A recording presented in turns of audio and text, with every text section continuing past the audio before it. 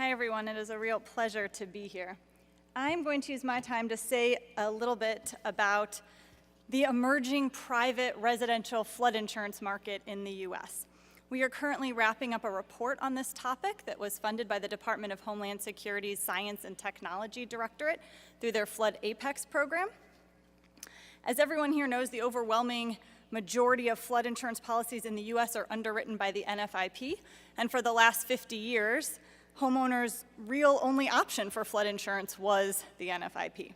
But over the last 2 to 3 years, we've seen a growing private market for residential flood here in this country. And I should say that for many years, there's been a much more robust commercial flood insurance market, and we're not looking at the commercial market, we're focusing exclusively on residential flood.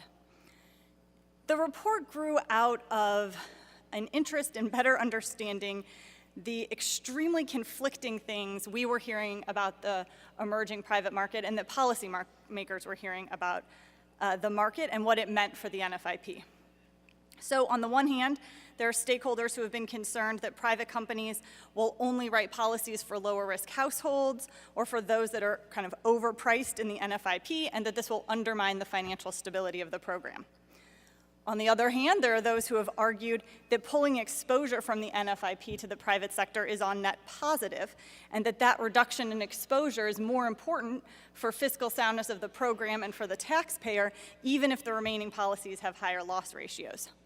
When you look beyond thinking about fiscal impacts, you still see this kind of real divergence of opinion, with some people arguing that an expanded private sector will offer more consumer choice, will provide broader coverages, lower prices, and better match insurance to household needs. On the other hand, you have consumer advocates who are concerned that greater private sector involvement will not increase resiliency if consumers end up with policies that have lower coverage, if they get dropped by the private market after suffering a flood loss, or in the face of increasing risk levels. There's also concern that a shift to the private market could undercut other important NFIP activities, such as public flood mapping and funding of mitigation through things like the FMA program. So the present state of the market, how it'll evolve, and what it means for the program are all open questions that are really complicated by a real lack of data on what's going on in the market right now. There's no systematic data collection on residential flood in the US. So our forthcoming report, which should be out at the end of next month, aimed to fill 2 knowledge gaps. The first was just to document the state of the market today. How many policies? Where are they? What is the nature of the coverages? And the second was to identify the main factors that are influencing the number and form of residential flood offered by the private market. And then later this fall, I should say, we're turning attention to public policy issues, looking at whether and how the private market could maybe help meet FEMA's moonshot goals of expanding take-up in the US.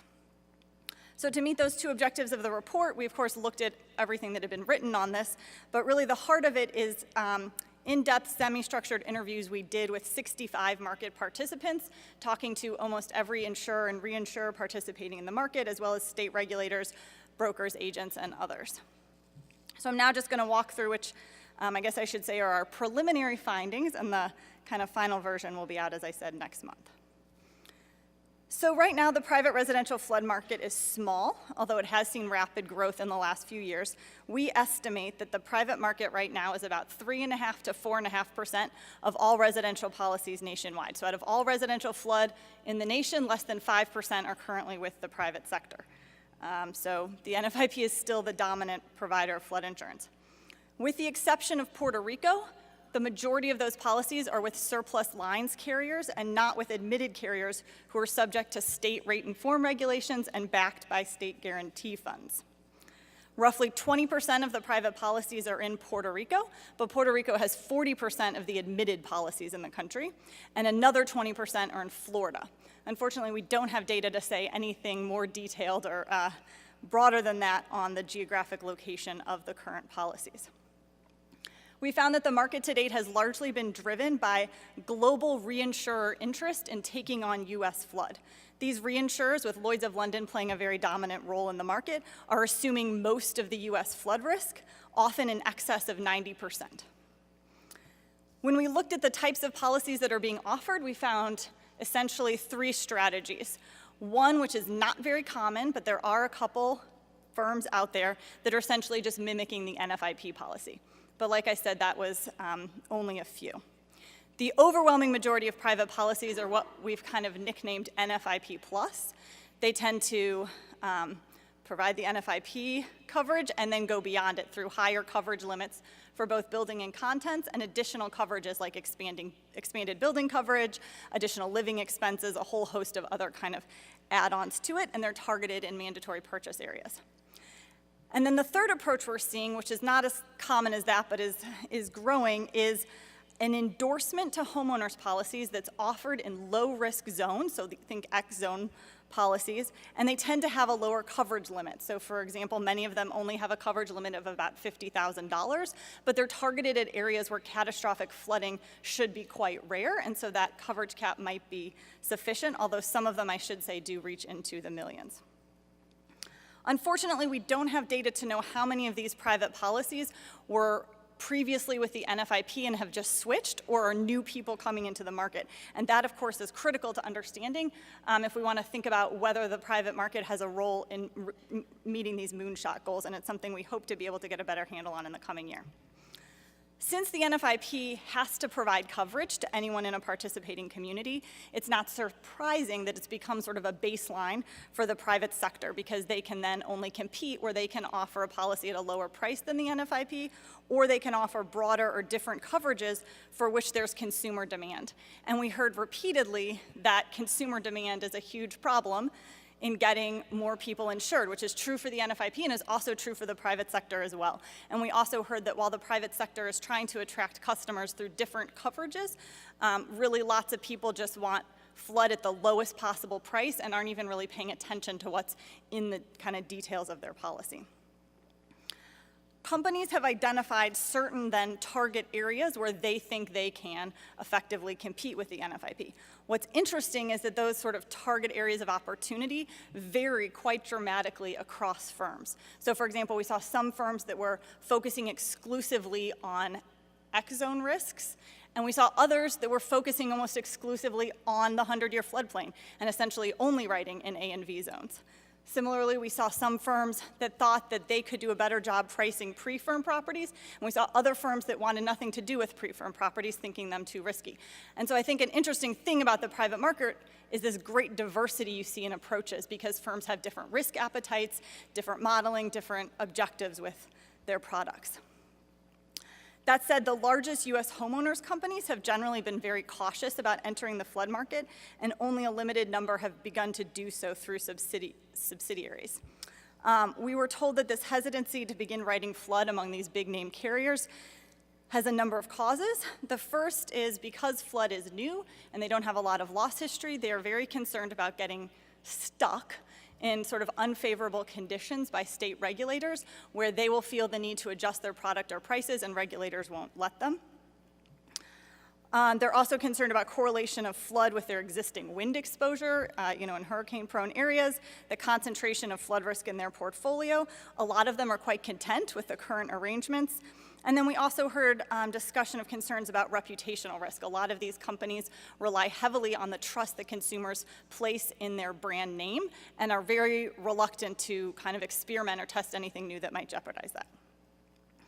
We heard that right now, as I kind of already said, we're in a period where there's a lot more private capital willing to back flood in the US, particularly among global reinsurers. And interviewees agreed that as familiarity with flood models, which are relatively new and have just kind of come online in the last few years, as familiarity with these models grow, as underwriting experience develops and the models get tested, and as the regulatory structure evolves, the number of private policies in the US should increase and the number of admitted policies should increase.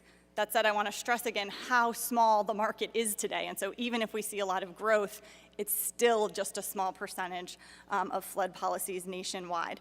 And which brings me to my next point, which is that while the NFIP is required to take all risks, the private sector is extremely selective in their underwriting. And there are properties and there are locations where the private sector will not write, or it might be better to say will never be able to write at a price that homeowners would be willing and able to pay for. And a lot of these are the areas that we all know to be extremely risky. So it varies across firms, but things we heard were You know, we're not going to touch repetitive loss properties or anyone who's had a prior loss. We're not going to write negatively elevated structures. And then we also heard certain regions were just completely, insurers were just not going into them. These, I want to stress, these varied by firm, so this is not universal, but they're places that you could guess. You know, we had a company say, we're never going to write in Miami, we're never going to write in southern Louisiana, we're never going to write in Sacramento, we're never going to write within so many feet of tidal water. A lot of the admitted companies have restrictions on that coastal area specifically, although that was less true for surplus lines companies, which were much more willing to write in coastal areas, which is as you'd expect, since those are the companies that usually take on the riskiest policies. And so everyone that we talked to agreed that there are definitely regions where, one, the private sector is never going to go, but two, that for those areas what we need is not risk transfer, but aggressive risk reduction, right? And that the more there's kind of collaborative flood mitigation, the more the private sector could come in and write. And so I'll just end by saying that there's disagreement among all the people we talked to for this report on how much flood risk ultimately could be borne by the private sector, with some people much more optimistic and others much more pessimistic. And which way that is, I guess, depends on your perspective of the role of the private sector. But everyone agreed that, especially in the near term, a very large role remains for the NFIP going forward. Thank you.